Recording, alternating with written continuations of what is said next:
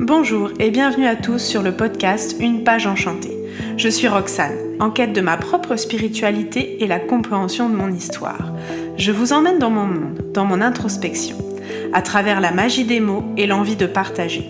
Axée autour de mes découvertes, celles qui m'entourent, mes lectures, vers mes réflexions et questionnements. Je partage avec vous mon chemin vers l'éveil et mes prises de conscience. Au-delà de notre première lecture, il y a celle entre les lignes, que l'on ne décrypte pas, mais que notre âme encode. Selon moi, faire un travail sur cet encodage permet une introspection et une connaissance de soi pour prendre de la hauteur. Je vous invite donc à me suivre dans cette folle aventure qui va vous permettre de rentrer en communication avec vous-même. Cette partie trop souvent dissimulée, pleine de richesses, qui ne demande qu'à éclore pour être pleinement vous-même.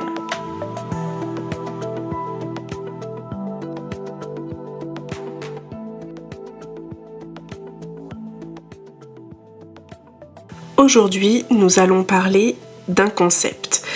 Avec le petit livre du lâcher-prise, recentrez-vous sur l'essentiel de Émilie Pernay aux éditions First. Je m'attaque vraiment à un concept, à une chose que moi-même j'apprends encore chaque jour, le lâcher-prise. Mais un concept, c'est quoi ? Ça se définit comme une idée ou une représentation mentale. Ceci peut être très abstrait.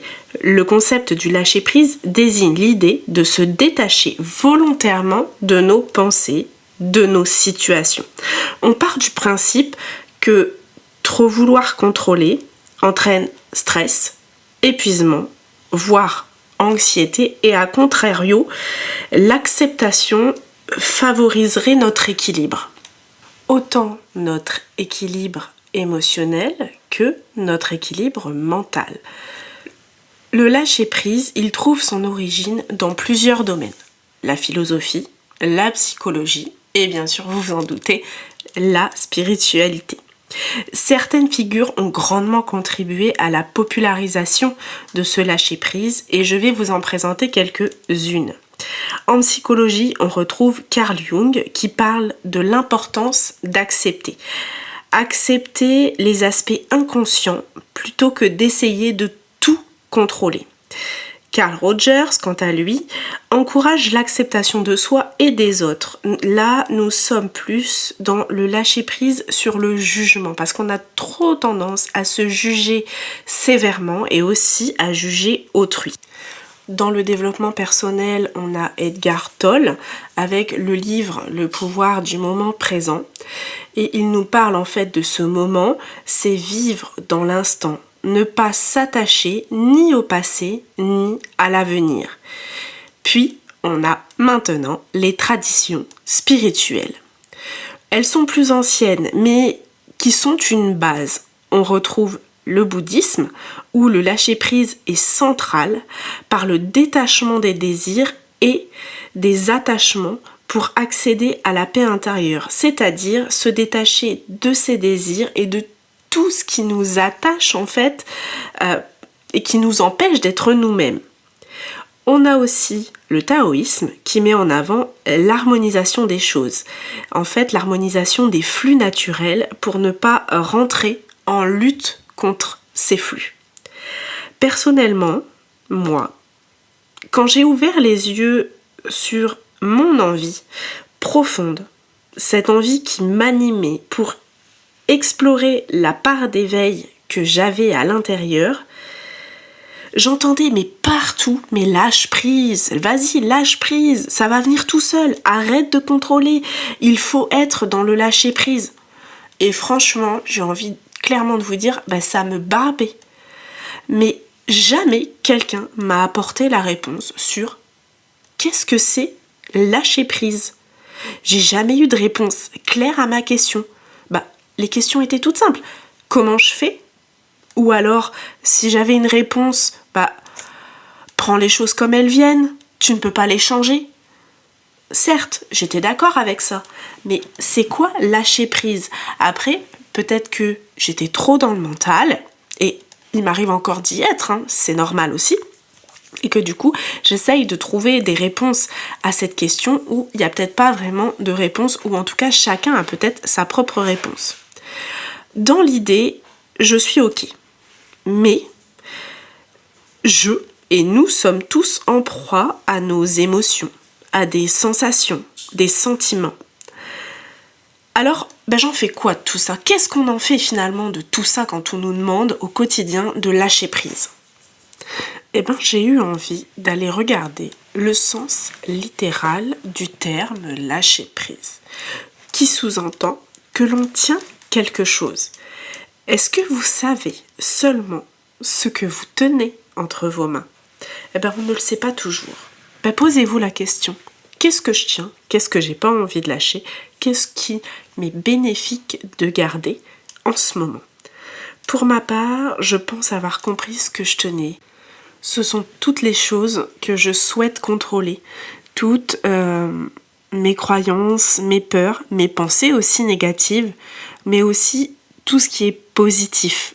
Vous n'avez pas que des choses négatives. Il y a ma joie de vivre, ma capacité à me remettre en question. Pour moi, ces deux choses-là, c'est de très bonnes choses et j'ai pas envie de les lâcher. Mais pour ce qui est des autres, c'est vrai que j'ai envie d'être dans ce lâcher prise.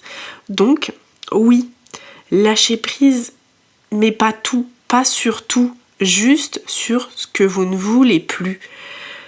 Ce qui finalement vous nuit, vous rend malheureux, vous ne permet pas d'avancer.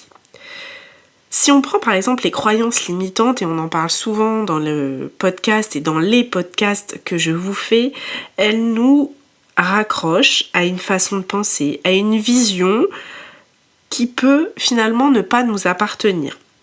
Je vous donne quelques exemples de croyances limitantes dans notre société qui parfois, on les a toujours, même en grandissant parce qu'on les a entendues.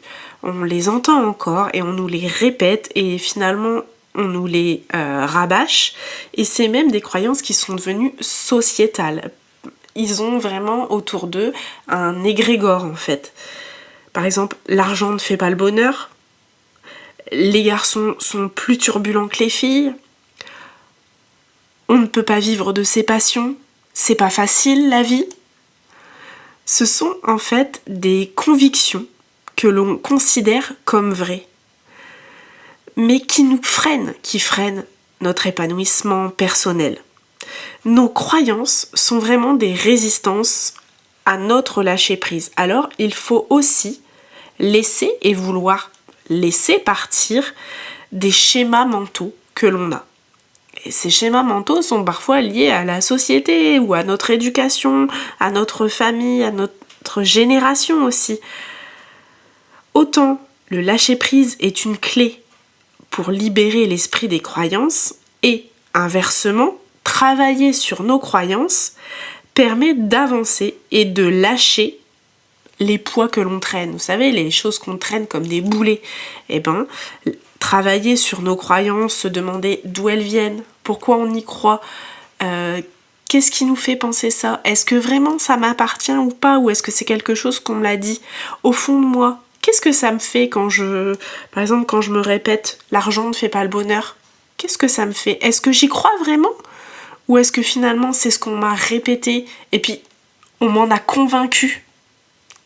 Toutes ces questions-là permettent aussi d'avancer sur votre chemin. Souvent, les croyances limitantes se trouvent en fait transmises de génération en génération, je pense que vous l'avez compris, et ceci peut être en fonction des valeurs que l'on a reçues ou qu'on a voulu vous transmettre. Je dis pas que c'est mal, elles ont répondu à quelque chose à un moment donné. Il faut juste se poser un instant et se demander en quoi cette ou ces croyances nous profitent. De plus, nos valeurs, ou celles de nos aïeux, ne sont pas celles de tout le monde, donc pas nécessairement celles de nos enfants. Nos croyances limitantes rentrent finalement dans cette zone qu'on appelle la zone de confort. Elles nous ont modelés, mais au même titre que nos pensées. Elles ne nous définissent pas. Et pour ça, pour en savoir plus sur les pensées qui nous définissent pas, je vous renvoie au podcast de décembre sur l'hypnose et je vous mettrai le lien dans la description pour que vous puissiez y accéder plus facilement. Je vous donne un exemple pour que vous puissiez mieux comprendre ce que j'essaye de vous expliquer. Vous rêvez de passer votre permis moto. La moto, ça vous attire, c'est vraiment quelque chose qui vous passionne. Cependant, vous bloquez. Vous ne passez pas ce permis moto, vous ne franchissez pas cette étape. On ne parle pas de finances ici. Vous vous dites, si je vais passer ce permis moto, finalement, j'y arriverai jamais. Le permis moto, la moto, c'est quand même dangereux. Et que vous, attention, vous êtes une personne prudente. Là, vous touchez une croyance limitante du doigt. Vous ne passez pas à l'action. Rien n'empêche d'être prudent en moto. Pourquoi vous n'arrivez pas à passer à l'action? Avez-vous peur de l'échec ou de la liberté que réussir ce permis peut vous apporter? Pensez-vous que vous serez tellement grisé par les sensations que ça va vous apporter et que vous allez mettre peut-être de côté cette prudence ou alors votre famille ou votre vie du quotidien? Vous allez rompre avec un quotidien qui finalement vous est confortable et qui vous caractérise tant? Posez-vous ces questions-là. Pourquoi on ne passe pas à l'action? Nos pensées négatives, comme là le fait de « je n'y arriverai jamais », qui est une pensée vraiment négative, sont des mécanismes de protection parce qu'on ne veut pas aller voir plus loin. Ceci ne part pas d'un mauvais fond, vous n'êtes pas contre vous. Par contre, si on commence à ruminer un peu trop sur ces pensées, que l'on est dans la répétition de « ah, je suis nulle, je suis bête, j'y arriverai jamais, je sais pas à quoi je sers », il est vraiment temps d'amorcer un travail pour pouvoir comprendre tout ça. Trouver les sources de toutes ces pensées qui reviennent et reviennent encore en boucle. Il va falloir dire stop. Et là, je vous propose d'être accompagné par quelqu'un, de vraiment vous faire aider et d'en parler aussi à votre entourage qui pourra peut-être vous aiguiller et vous orienter aussi vers quelqu'un. Parce que il faut se dire aussi que même si votre entourage va vous aider, va vous apporter du soutien, elle ne va pas trouver la source du problème. C'est souvent, dans quasiment 99% des cas, des personnes qui sont extérieures, qui vous aident et qui vous permettent d'y voir plus clair, parce qu'en plus, vous êtes totalement détaché de leur jugement. Les mécanismes de protection répondent à des situations perçues comme menaçantes ou inconfortables. En fait, c'est une question de sécurité intérieure. Et c'est pour ça que vous mettez en place une protection, une barrière. Il faut savoir que notre esprit génère des pensées pour nous protéger. Ceux qui nous offrent vraiment un sentiment, mais qui reste un sentiment temporaire de sécurité. Donc, notre zone de confort. Mais ça limite en fait notre capacité. Parfois, ces mécanismes de protection sont tellement excessifs parce qu'on en a beaucoup, parce qu'ils prennent beaucoup de place, parce que ça vient des mécanismes répétitifs qui nous empêchent de faire des choses. Et en fait, on peut rentrer avec ces mécanismes excessifs dans l'hypervigilance, le perfectionnisme et l'évitement. Je vais vous conter une histoire issue de la sagesse amérindienne que vous connaissez peut-être. Un grand-père et son fils discutent. Et dans la sagesse du grand-père, le grand-père explique à son petit-fils qu'à l'intérieur de lui, à l'intérieur de soi, on peut ressentir une lutte. Il lui dit « Mon enfant, en chacun de nous, il y a une bataille. C'est une bataille entre deux loups puissants. Le premier loup est noir, sombre, plein de colère, d'envie, de jalousie, d'orgueil. Il est rusé et prêt à semer le chaos dans notre esprit. Mais il y a aussi L'autre loup, plus lumineux, paisible, rempli de joie, de compassion, d'espoir, il est doux et guide vers ce qui est le plus juste. Les yeux du petit garçon brillent en écoutant son grand-père. Lequel des deux gagne la bataille ? Demande le jeune garçon. Le vieil homme sourit et répond. Mon enfant, le gagnant de cette bataille sera celui que tu nourriras le plus. Chaque jour, nos pensées, nos paroles et actions nourrissent l'un des deux loups. Et si tu choisis de nourrir le loup de lumière avec des pensées d'amour, de bonté et de courage, il grandira et prendra le dessus. Mais si tu te laisses envahir par la colère, la peur, alors le loup sombre deviendra plus fort. C'est toi qui décides de la bataille qui se joue en toi. Cette histoire, pour moi, met en avant le pouvoir de nos choix, de nos pensées, dans la construction de notre personnalité. Le loup noir, il est le symbole ici de nos emprisonnements, nos blessures, nos contrôles. À l'inverse, le loup blanc, c'est l'acceptation. Et accepter, ça ne veut pas dire fuir, éviter nos états d'âme, éviter nos émotions ou encore éviter les conflits, mais plutôt les reconnaître en tant que tels pour mieux les laisser partir. Les émotions que l'on qualifie de négatives comme la peur, la colère, la tristesse, enfin tout ça, on en a déjà aussi parlé, font partie des émotions à accueillir. Elles sont là pour quelque chose. Vous montez pas en colère juste comme ça, vous pleurez pas juste comme ça sans raison, ou alors vraiment, il faut vraiment, dans ces cas-là, aller voir un thérapeute, ne pas rester tout seul.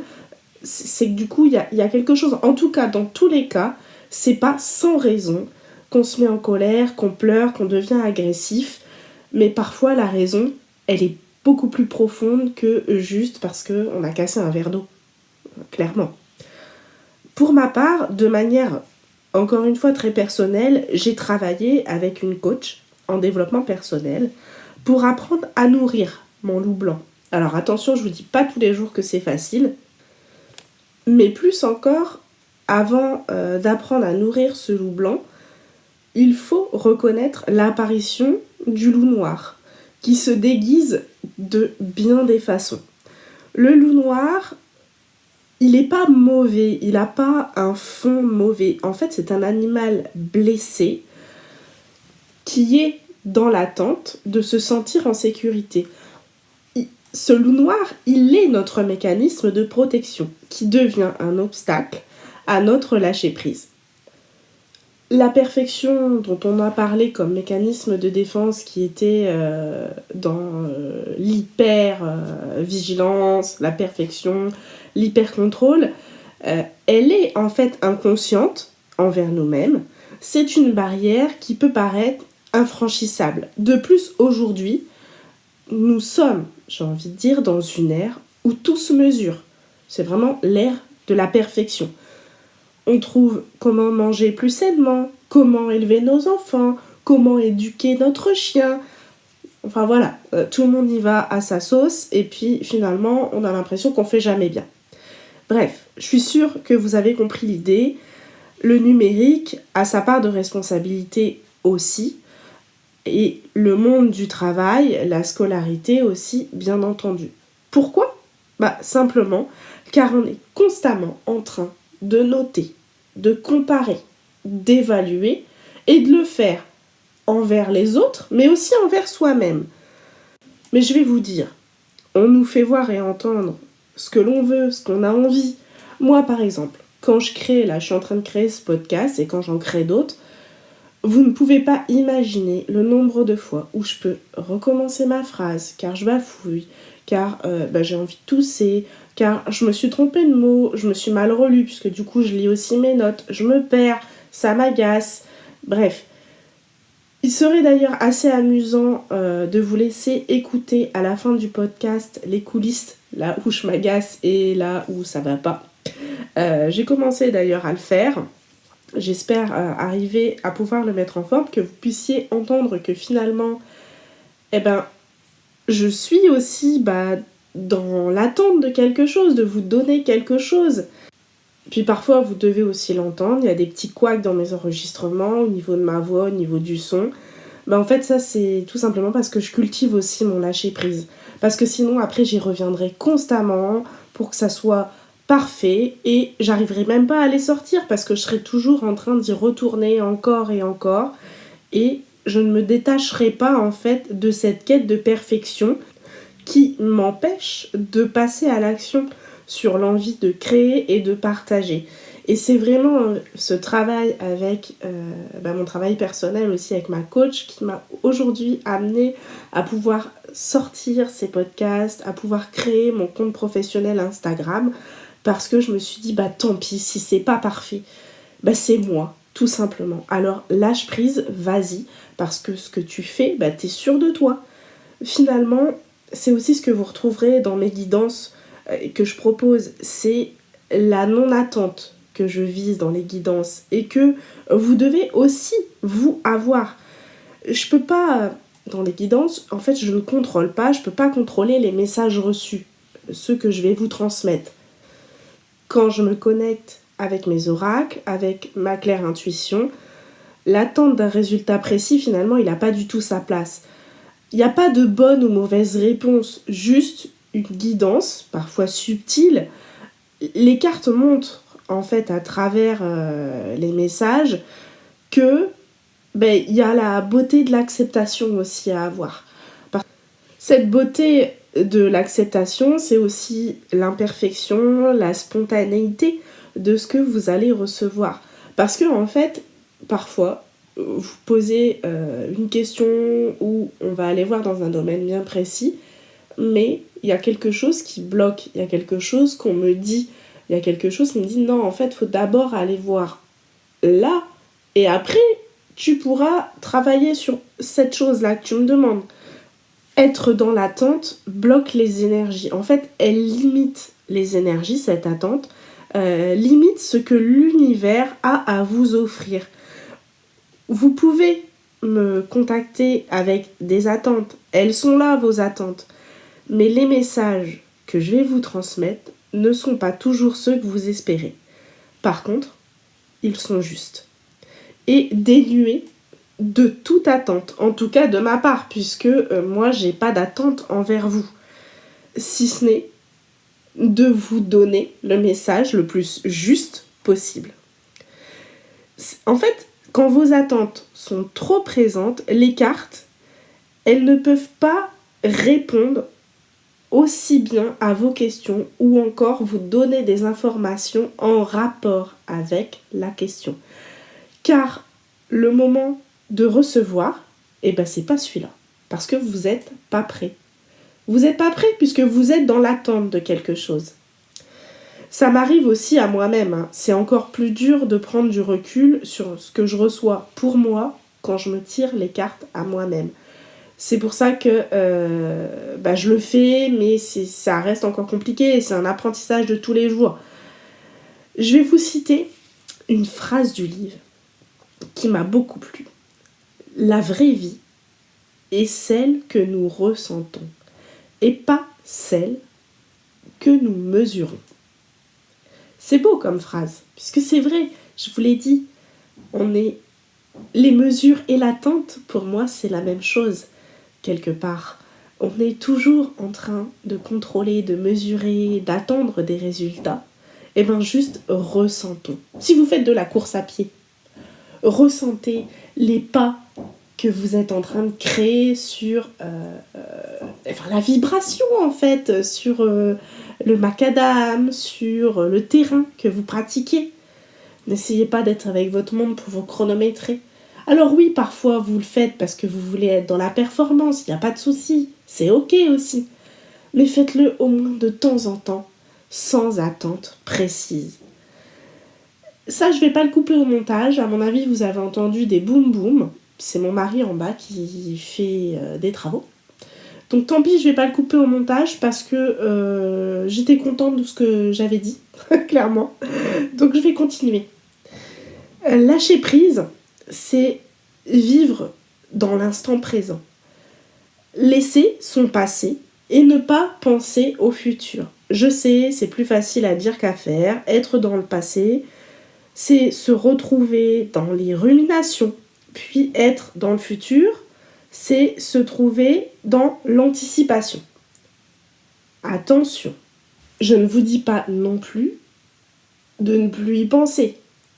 C'est difficilement possible dans notre vie du quotidien de ne pas penser au futur et notre passé parfois aussi nous rattrape. Moi qui ai des enfants, je suis régulièrement dans l'anticipation. Faire les devoirs, partir sur un week-end, les vacances, tout ça, ça s'organise.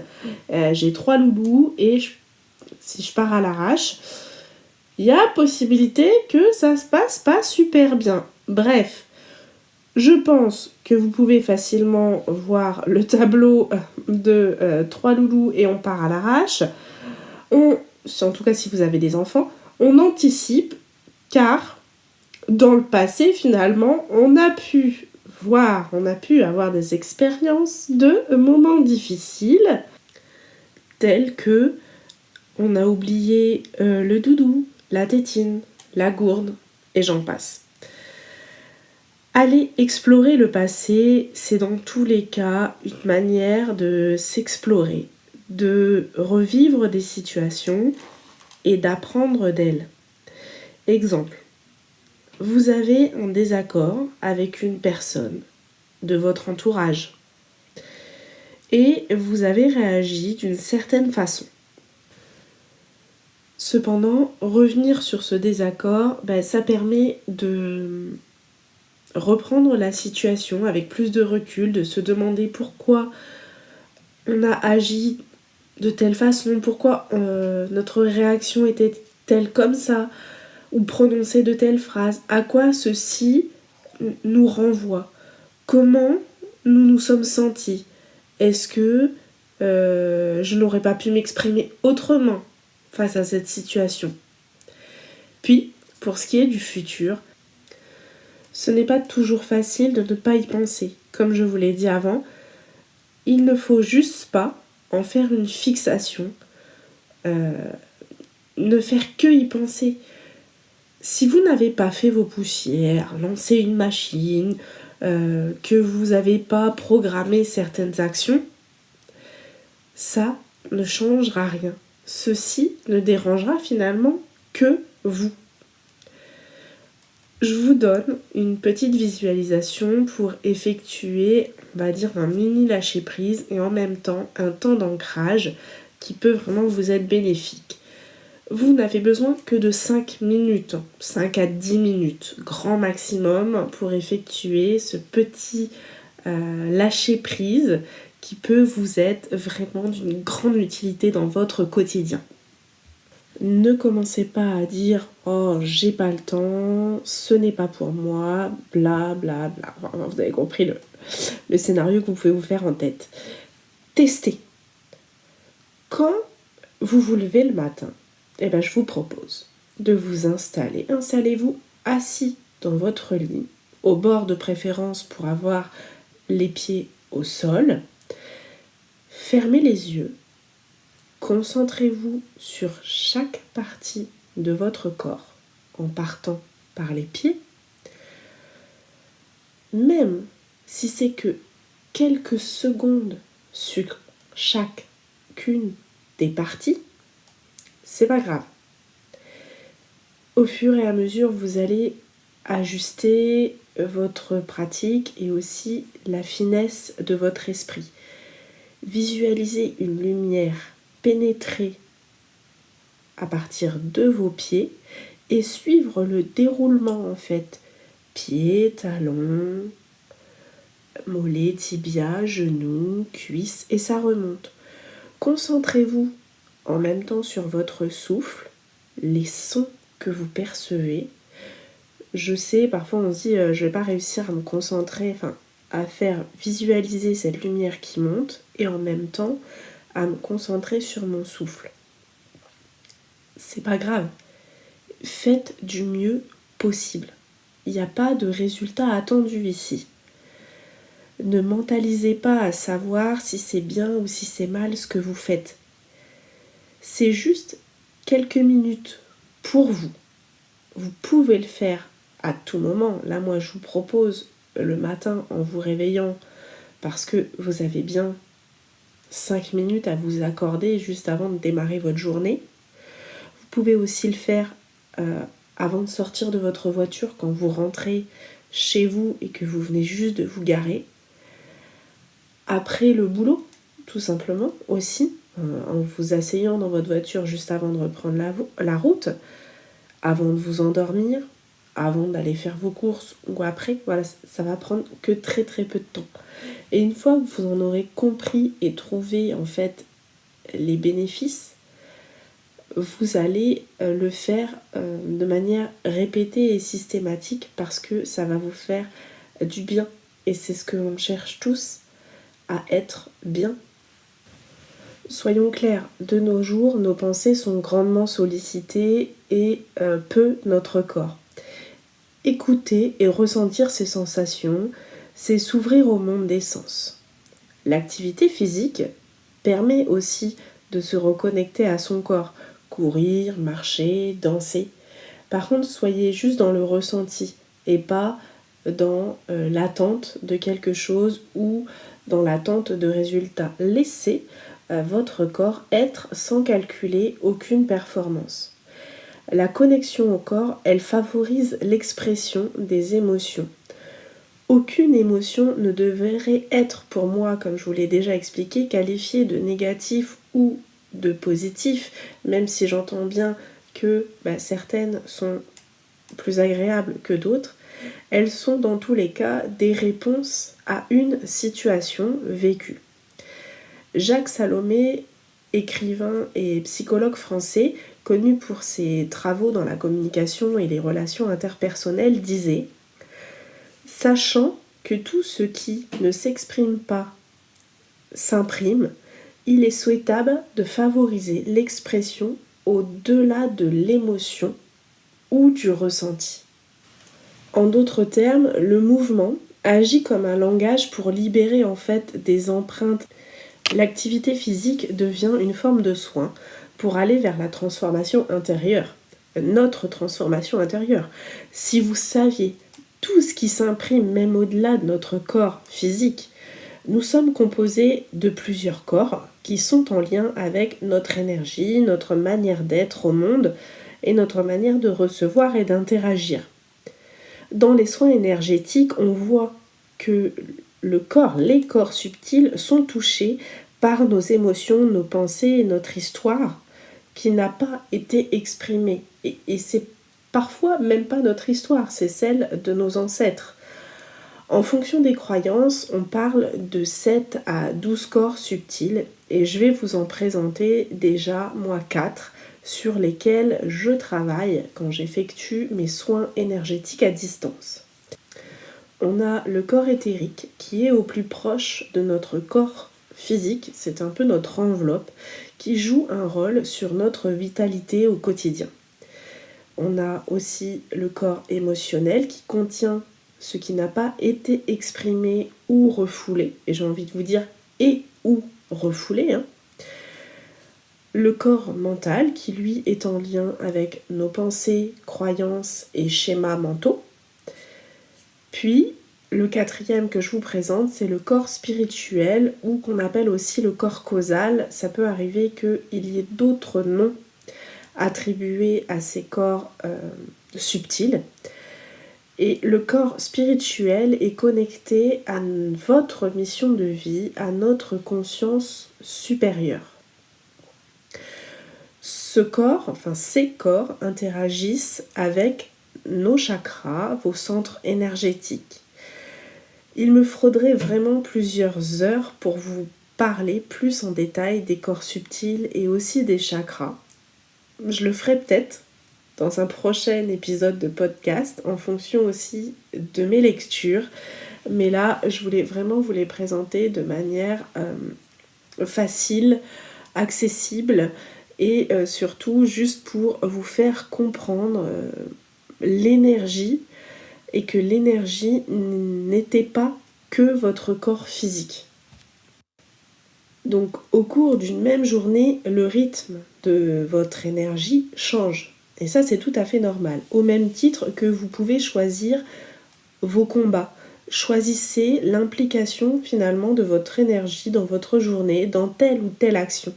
Priorisez dans votre journée ce sur quoi vous voulez être le plus efficace parce que vous ne pouvez pas être partout à la fois. Aujourd'hui, rangement du linge. Ou aujourd'hui, finir un dossier administratif. Ou encore, aujourd'hui, jouer aux jeux de société en famille. Et puis, lâchez-vous, vivez ce moment intensément. Et j'ai envie de vous dire, lâchez-vous aussi la grappe sur le reste. Les autres choses à faire, ou que vous avez envie de vous imposer, elles peuvent être vos priorités de demain. Elles ne sont pas... En fait, elles n'ont pas de date de péremption. Donc, elles peuvent être remises à plus tard. Et pour moi, on n'appelle pas ça la procrastination parce que vous avez quand même fait quelque chose de votre journée. C'est juste que vous avez été efficace sur une chose ou deux. Et après, ça dépend des personnes. Mais vous vous y êtes mis à 100%.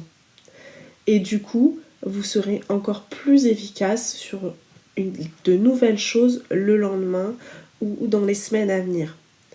Choisir d'investir pleinement votre énergie sur une chose favorise vraiment la concentration profonde, souvent appelée deep work. Alors, je suis désolée pour mon anglais vraiment médiocre, donc je vous l'épelle comme ça si vous voulez aller faire des recherches. C'est DEEP, plus loin, work, W-O-R-K.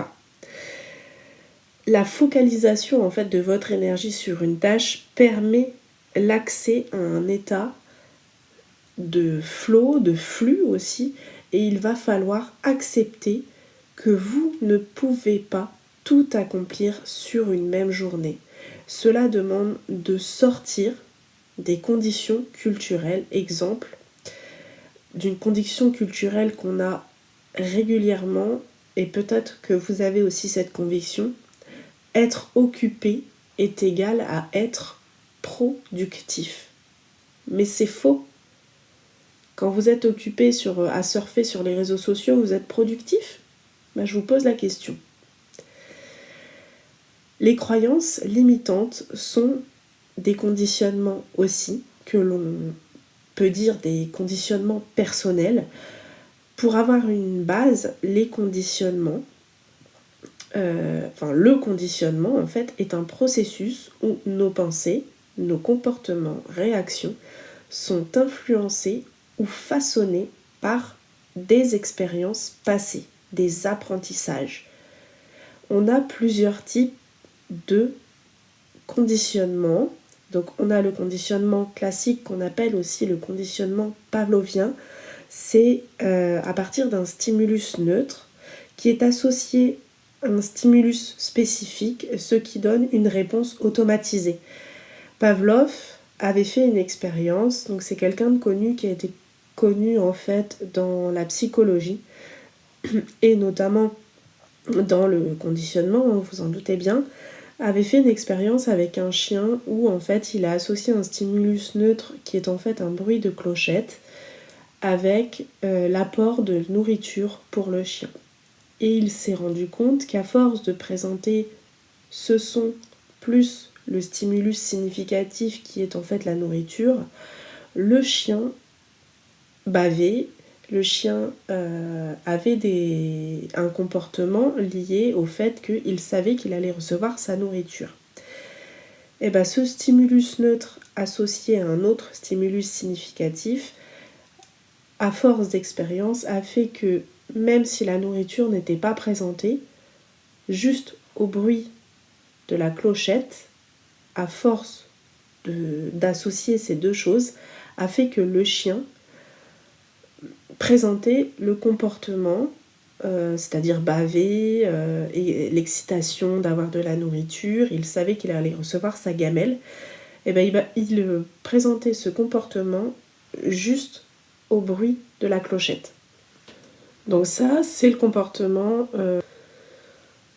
Ce conditionnement opérant est une théorie de l'apprentissage développée par un psychologue qui s'appelle Skinner. Donc il repose sur l'idée que les comportements sont influencés par des conséquences. Et ces conséquences peuvent être soit positifs, soit négatifs. Contrairement au conditionnement classique qui associe des stimuli, ici le conditionnement opérant se concentre finalement sur soit le renforcement, soit la punition pour modifier un comportement. Donc on a le renforcement positif-négatif et d'un autre côté on a la punition positive ou négative. Je vous donne quelques exemples. Pour le renforcement positif, on va ajouter un stimulus agréable au comportement. Donc par exemple, donner une récompense. Pour le renforcement négatif, on va être dans le retrait d'un stimulus qui est désagréable. Ceci suppose que le stimulus était déjà en place. Par exemple, l'arrêt d'une alarme ou de quelque chose qui n'était pas agréable pour nous. Si on se situe du côté de la punition, donc si on est du côté de la punition, entre parenthèses, positive, on ajoute un stimulus désagréable. Donc c'est par exemple recevoir une amende. Alors quand je dis punition positive, c'est parce que le stimulus, lui, est désagréable, mais on cherche un comportement positif, et tout ça je nuance, attention, je mets entre parenthèses. C'est juste à titre d'exemple et pour que vous puissiez comprendre. Et puis en fait ça a été des recherches faites, donc c'est pas moi qui ai inventé. Et si on est du côté de la punition négative, on retire le stimulus agréable. En fait, on retire un privilège pour avoir accès à un comportement. Le but, c'est l'extinction. Le comportement diminue quand il n'est plus renforcé. Notre esprit construit une réalité qui valide nos croyances. Si vous modifiez ce que nous montrons à notre mental, on peut redéfinir cette réalité et briser des cycles de conditionnement que l'on a en nous. Pour ça, je vous invite à pratiquer la visualisation avec un entraînement permanent pour voir positivement les événements. Dans tout conditionnement, c'est la répétition qui façonne l'apprentissage. L'image visualisée va devenir une réalité qui vous fera agir dans ce sens, dans le sens de la réalité. La méthode Coué aussi est une technique d'autosuggestion positive qui peut être favorable. Émile Coué est aussi un psychologue, pharmacien français au début du XXe siècle, et il met en avant le fait que la répétition d'affirmations positives influencerait le subconscient et transformerait les croyances, les attitudes et le comportement. Il propose même une affirmation universelle qui couvre tous les aspects de la vie, donc l'aspect physique, mental, émotionnel. Je vous la cite. Tous les jours, à tous les points de vue, je vais de mieux en mieux. Donc tous les jours, à tous les points de vue, je vais de mieux en mieux. Bien sûr, je vous invite à y mettre l'énergie qui va avec cette affirmation, si vous la dites, et à vous projeter dans l'état que vous attendez. Parce que tout ça, ça va de pair. Vous ne pouvez pas dissocier les choses. Vous ne pouvez pas dissocier la phrase, l'énergie et le fait de se projeter.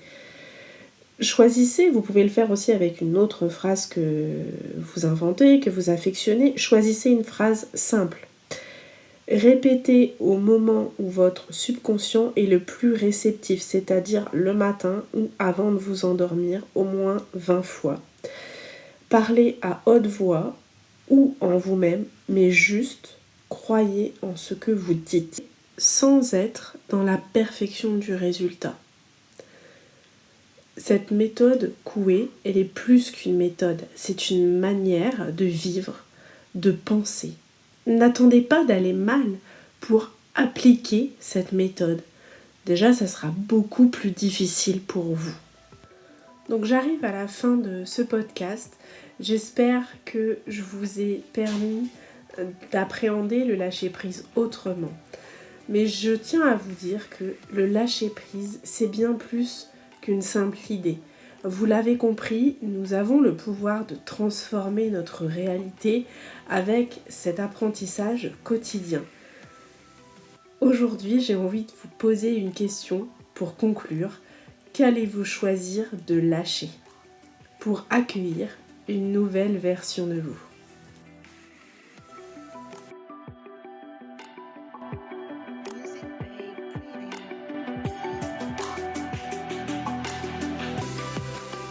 Si cet épisode vous a plu, je vous invite à me suivre et à le partager.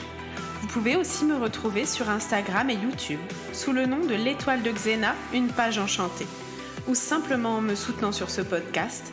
Je vous remercie pour votre écoute et je vous souhaite de trouver chaque jour un élément positif qui va vous permettre de vous endormir avec le sourire.